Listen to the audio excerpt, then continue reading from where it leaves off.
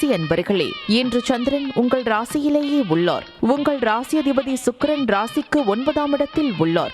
இன்று நீண்ட நாள் குழந்தை பாக்கியத்திற்காக காத்திருந்தவர்களுக்கு குழந்தை பாக்கியம் உண்டாகும். தொழில் வியாபாரத்தில் முன்னேற்றம் ஏற்படும். காரிய தடைகள் விலகி எடுக்கும் முயற்சிகள் அனைத்தும் வெற்றியை தரும். மனம் உற்சாகமாக காணப்படக்கூடிய நல்ல நாள். துலாம் ராசி சித்திரை நட்சத்திரம்.